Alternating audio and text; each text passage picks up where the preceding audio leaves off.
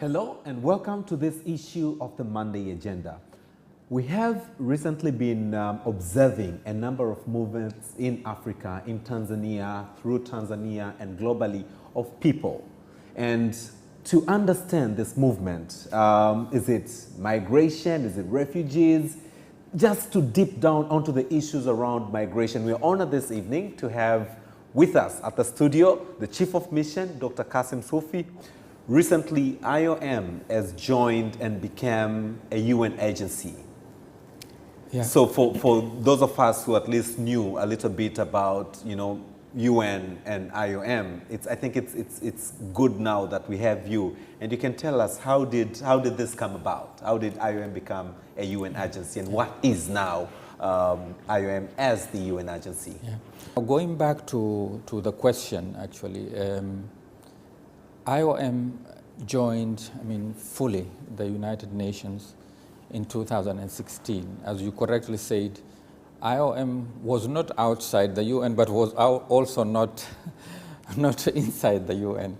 We were part, as you know, everywhere in the world. IOM was a member of the United Nations country teams, the group of United Nations agency operating in those countries. But IOM was an intergovernmental organization that was not a UN agency. But in 2016, during the United Nations General Assembly meeting, finally, because as an intergovernmental organization, IOM has got member states, more than 150 member states.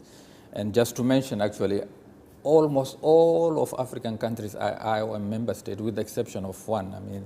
So have decided, considering the magnitude, the problems, the importance that migration took in the world, you know what is happening, and they said IOM has finally to join the IOM, the United Nations.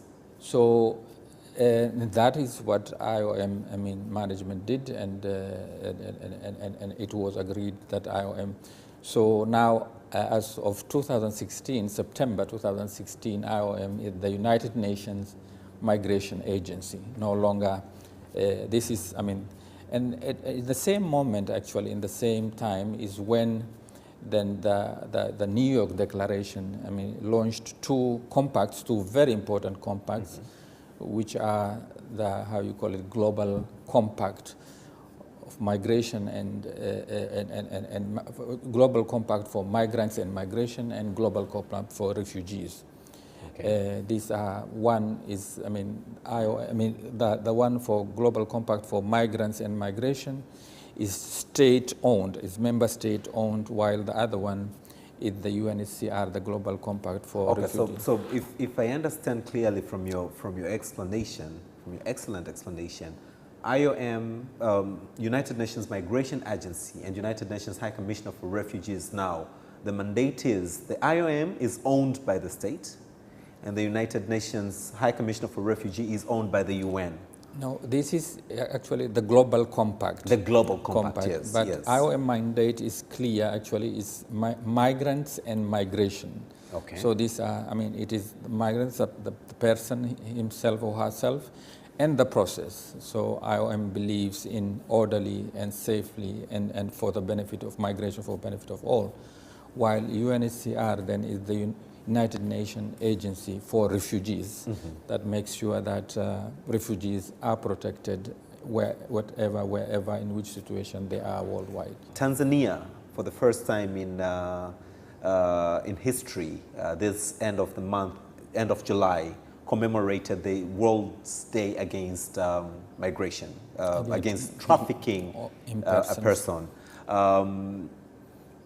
What was the theme? What is this commemoration, and what does it give Tanzania? Where were we before that we never had a chance to celebrate? Trafficking in person has received a lot of attention, actually, internationally and national. And Tanzania cannot be an exception, actually. And I'm very glad that Tanzania, and finally this year, has really launched for the first time in its history joined the international community in this important endeavor, which is war against human trafficking, which is really a violation of basic human right as per UNHRC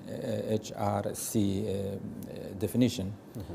So, and what has happened in Tanzania was this year, I mean, together with IOM, with the government and IOM and many other stakeholders who are participating in the fight against human trafficking, was one, of course, to join the rest of the world and celebrate the World Day for against human trafficking. The second was to launch really the action plan of 2018-2021 of anti-human trafficking, which should be a guide for all agencies, all stakeholders working, on this terrible, but true facts that happens in many developing world actually. Mm-hmm. And also developed world, not only, but predominantly in the developing world, so that it can be curbed, it can be stopped in line with all the instruments that are existing, the United Nations instrument. If you look onto the media, in a week's time, or probably a day or two, you can't miss seeing that we've had people from Eritrea or people from Ethiopia or Somalia, just people moving everywhere, either to South Africa, from the Middle East to Europe. Is there a difference between migration and smuggling? Because you're talking about trafficking a person. As you know, as we all know, migration existed since the human being existed. Mm-hmm. Migration is not a bad thing, and no one is against it. Okay. And not IOM, the United Nations Migration Agency. Mm-hmm. But migration should be really an orderly migration, safe migration, and that benefits the migrant itself, the country of origin, the country of destination, the transit country, and so on and so forth. But when it comes, then I would like also, since we are talking about, normal migration and trafficking and smuggling, I would like to because many people normally confuse the two terms, actually, human trafficking and human smuggling. They are not the same, actually. Mm-hmm. Human trafficking is defined, actually, as any type of recruitment, transportation, transfer, or reception of a person, actually, against her or his will, yes. Through force, through deception, or through other means. And then the ultimate goal from the human trafficking is really exploitation. Okay. So it's really decepting or forcing someone to do something against her will or his will, and with the aim of exploitation. Mm-hmm. While the smuggling, human smuggling, is really to assist, let me put it like this, to assist someone to enter into a country that is not his country of origin, yes. Or he doesn't have permanent residence. Mm-hmm. So to enter through, of course, some people have, and then the trafficker, the people who organize such crimes, benefit either financially or maybe some material. If someone does not have money, pays maybe, cows, goats, what they have at the end of the day. So these are the two main difference, between the two phenomena. And IOM is against, both of them, because they are absolutely not acceptable. As I said, human trafficking is really one of the violation of human rights, and the other one is also putting the migrants actually in terrible situations. Smuggling. Yeah, that is smuggling, because normally, to smuggle someone, either they use, let's say, fake travel documents, in trucks, I mean, as we have seen in the TV several times, Ethiopian migrants. So that's the one that we see, especially in Tanzania, where we have, you know, they're caught hiding under the bus or in trucks, etc. Some even dying on the way. That's smuggling. Absolutely. This is where I wanted to come. So this is really enabling someone to enter illegally into a country that is not his country through, I mean, fake means, with the aim of getting some money. Of course, while, I mean, most likely these migrants, or what we call irregular migrants, do not even have the intention to stay, for example, in Tanzania. I mean, as you have correctly said initially, these are predominantly from Ethiopia, and then you have Somalis. I never came across Eritrea actually here, but the two main groups are these. So their aim actually is mainly they are heading towards south, actually. They are going to South Africa. So then Tanzania is for them a transit country, because they cannot go all the way to South Africa without crossing all these countries, because they are not flying. They cannot fly because they don't have the visas, they don't have the right documents and so on. So it's a transit country. And of course, the Tanzanian law, as you know, says that everyone who enters illegally into the country has to, is not allowed, and you can be jailed or you have to pay. So this is what happens normally.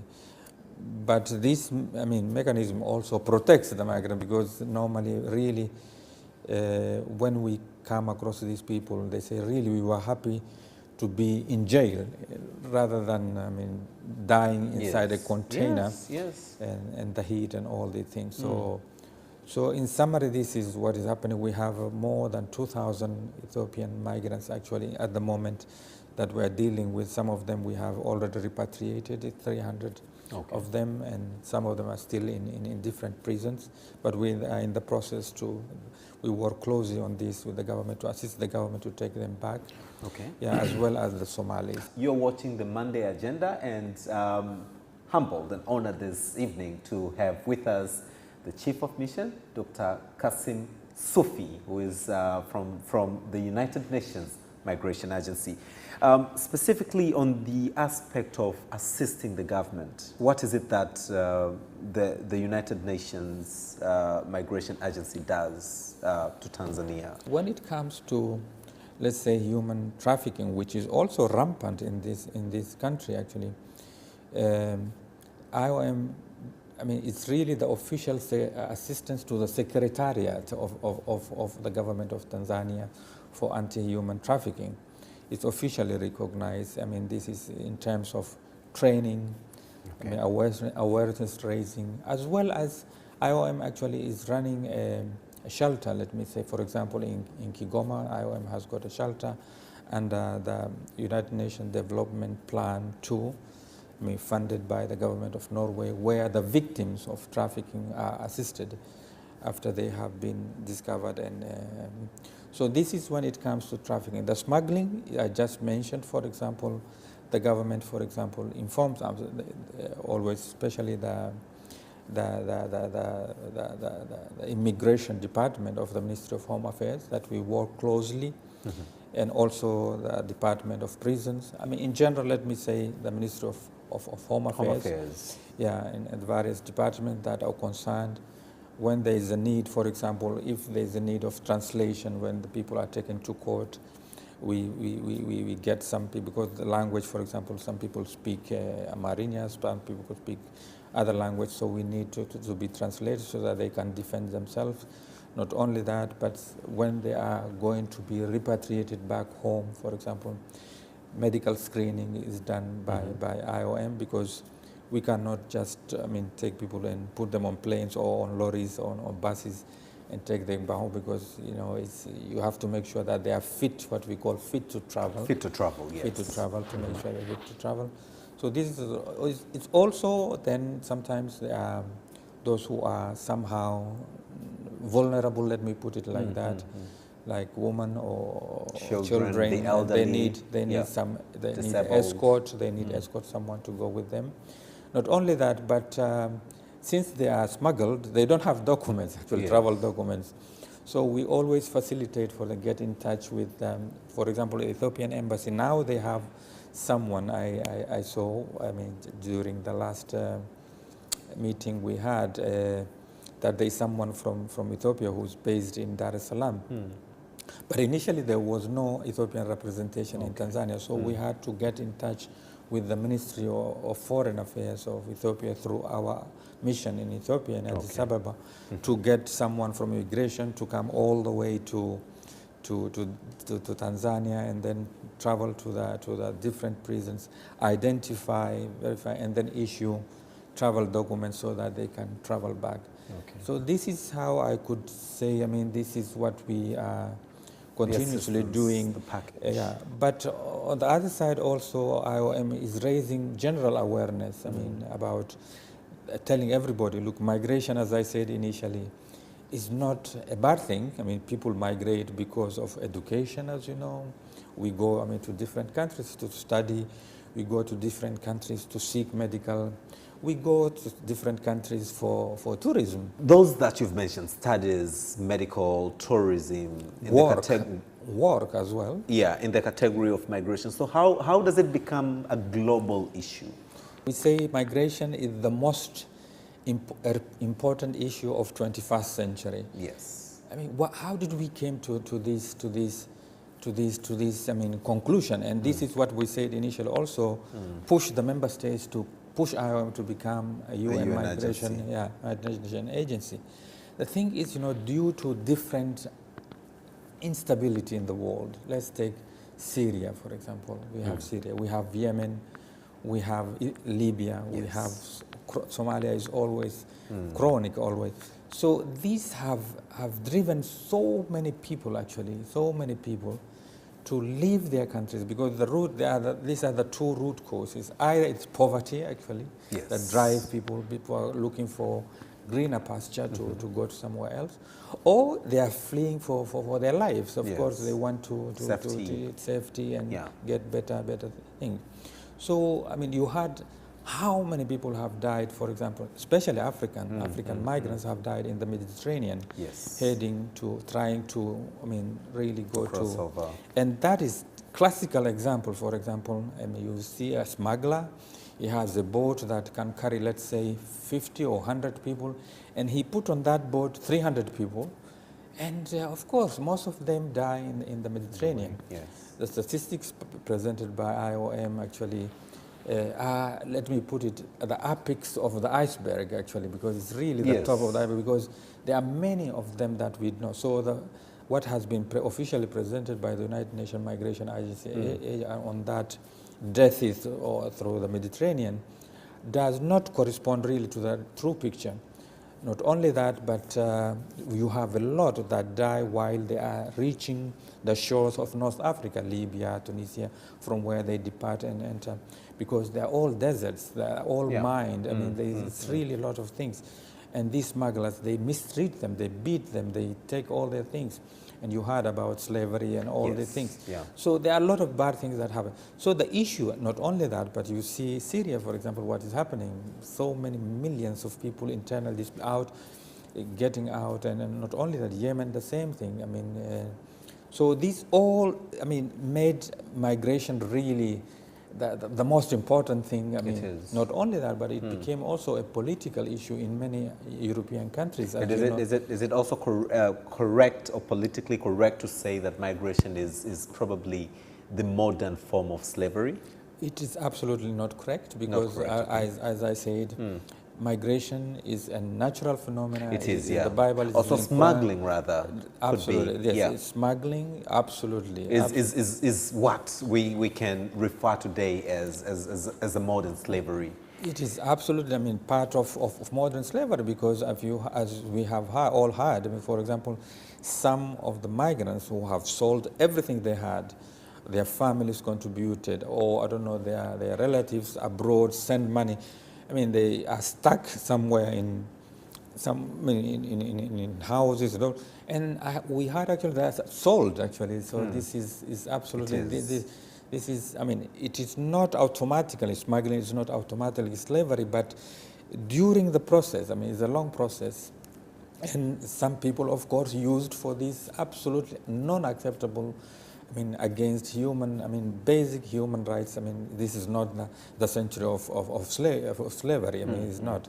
And I say that trafficking is absolutely one of, I mean, of the, how you call it, against basic human rights. Yes. Of people. So to summarize, I mean, this is what made migration actually, because it's happening in masses, let me put it like that. Yes. You have, I mean, thousands, hundred thousands of people. I mean, Europe is full of migrants. I mean, yes. But I must say also, this is leading to some countries to close their doors somehow, to change their policies. I mean, to some of them to violate actually the international United Nations agreements that were agreed actually. That is not good. But anyway, to summarize, this is what pushed the member state of IOM to now tell IOM, you have to join the UN, and also the launching just recently. I mean, it was this month the launching of officially global compact of migrants and safe migration. Okay. This is a compact that is driven by the member states, and IOM facilitates actually is part of the secretariat. So I hope that it will help to meet the needs, the demands, and of everybody, because as you know, many countries, for example, especially European countries, the birth rate is very low, yes. low, almost zero in some countries. Yes. So they need young generation to replace of that. Of course, the older generation, which is, and to do a lot of work. So, as we said, it is even needed actually, and migrants do not demand actually. They always do the jobs that others do not do. So it is not a bad thing when it is done, I mean, in a appropriate yes. way. So, I mean, migration, yes, but not irregular migration, and not, how you call it, this human trafficking, human smuggling. Absolutely, IOM is against it. And yeah. Do you envision, as the chief of mission for Tanzania, that maybe someday these issues will come to an end? Let me say that two main strategies, two basic strategies of IOM, I mean, how you call it, for these people who are smuggled or trafficked, I mean, got involved in irregular migration, let me put it like that, is first of all to save lives, actually. If you are found in the middle of the Mediterranean, for example, the boat capsized and you are struggling for your life, yes. For you to be saved. This is the... And the second one, which is important as well, is addressing the root causes of this irregular migration. Not root causes of migration, but irregular migrations. Why these young people, I mean, why these young persons are leaving their home countries and getting tempted, for example, to go somewhere else to look for better greener pastures, better life. Yeah. Yes. So, and as we say, the root causes of this, I mean, initially we said is either poverty, or in the country of origin. Yeah, or the country of origin, either instability or insecurity that person feels. So this is the thing. So now this is where, of course, IOM works with governments, because IOM is not, I mean, is an intergovernmental. IOM is owned by member states. Yes. IOM is not an NGO. IOM is an intergovernmental organization. Everybody has got to say.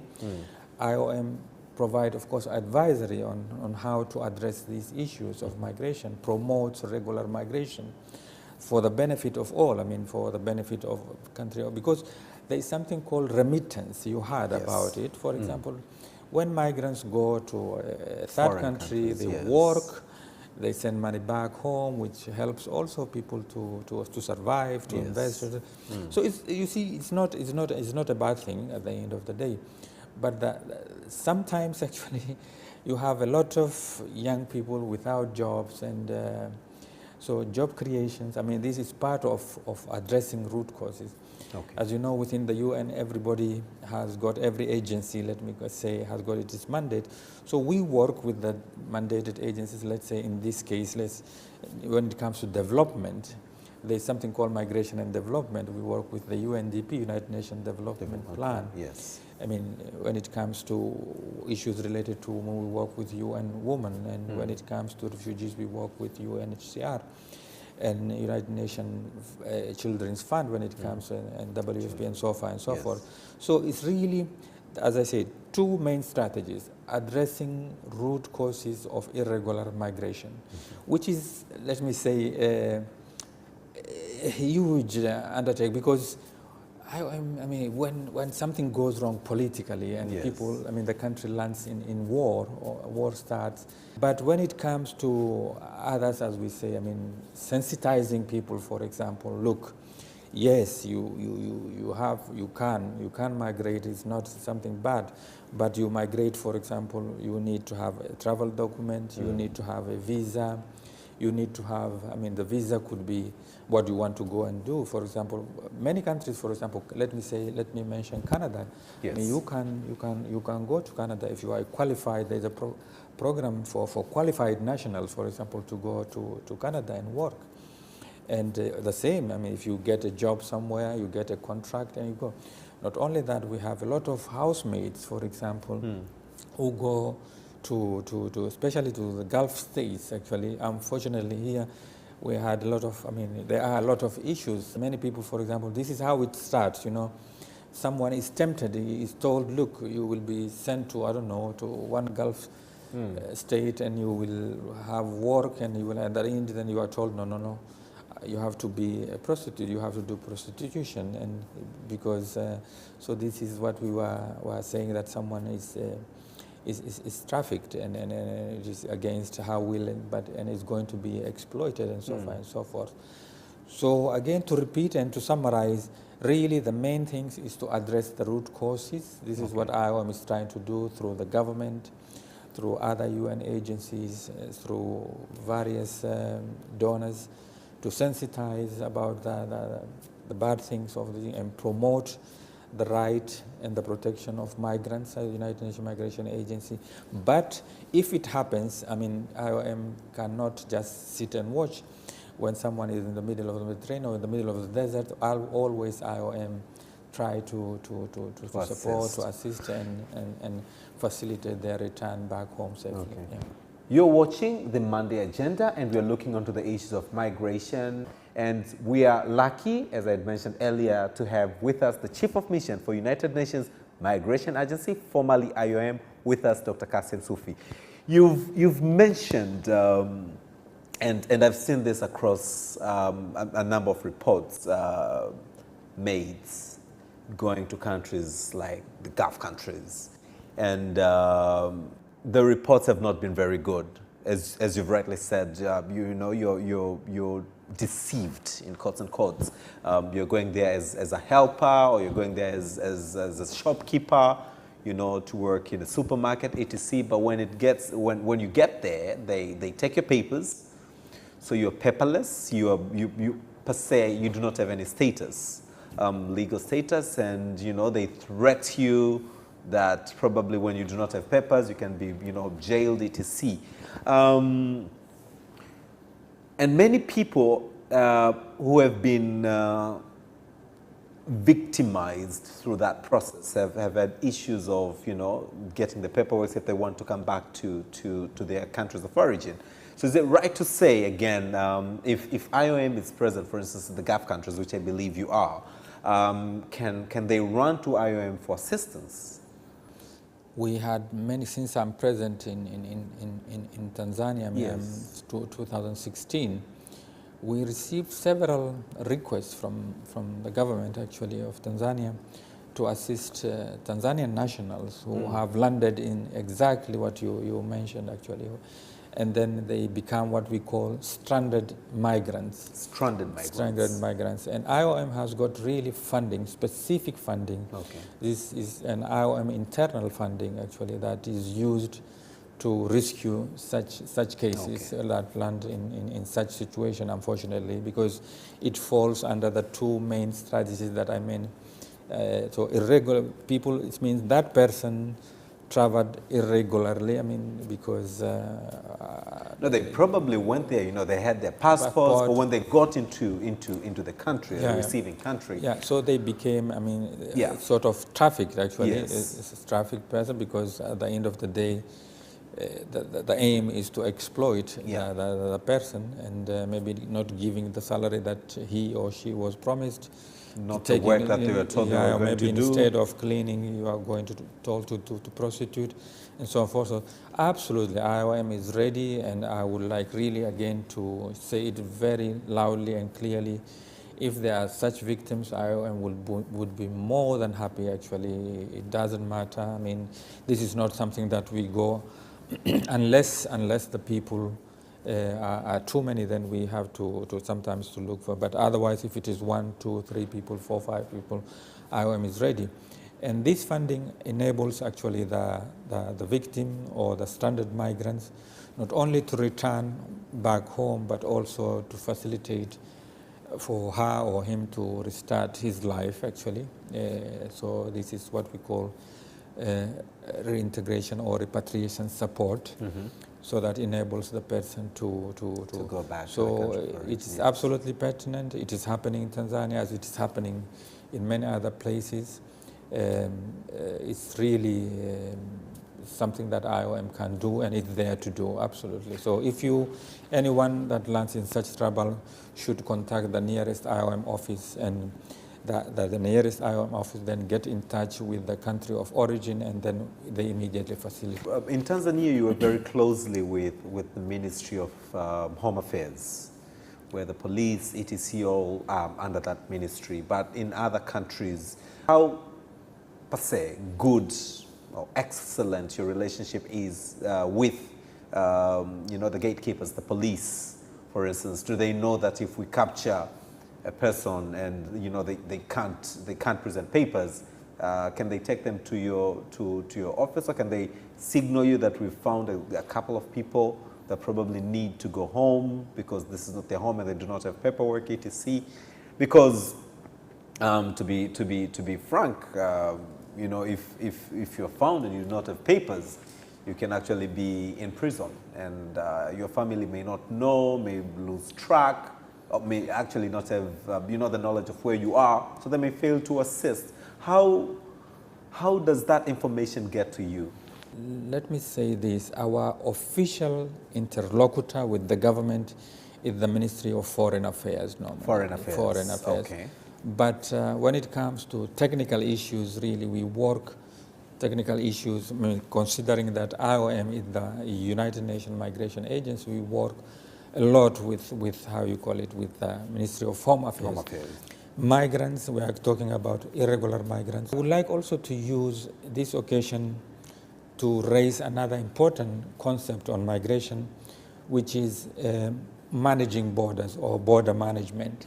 We advise IOM advises all its member states not to close its borders, but to manage. Okay. I mean, many people, when something happens, for example, I don't know, they are scared of something. I mean, let's say people, they tend to close the border. But, for example, I don't know, terrorists and yes, some other things. And so the solution is not, because these bad guys, they will find a way if they they don't get into the country. So yes, IOM never advises actually any country, any member state to close its borders, but IOM advises the countries to manage its borders. What it means, what it contains to manage the borders, it's simple actually. It means to know who is coming through your border and why he or she is coming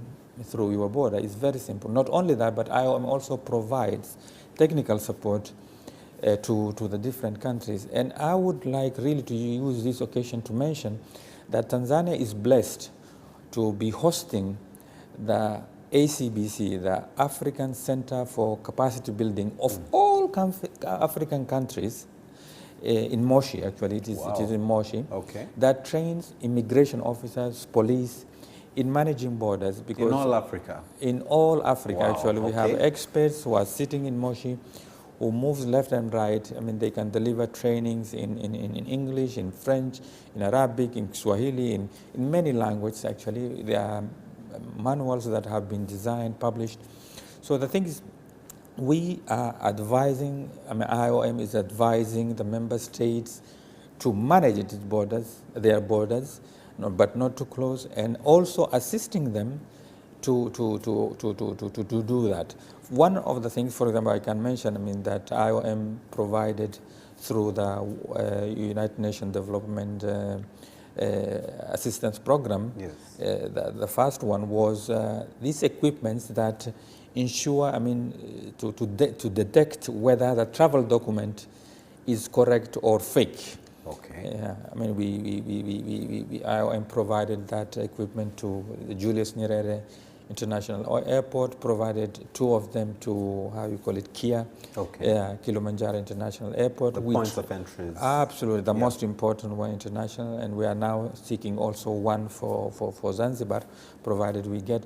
So this is not only that, but also to train the immigration officer how to use this, because these are machines, these are microscopes that identify whether the passport it's fake. I mean, it can be completely a piece of paper that is faked. I mean, or it's tempered, for example. I mean, it's a true passport, but then, I don't know, that the picture is changed.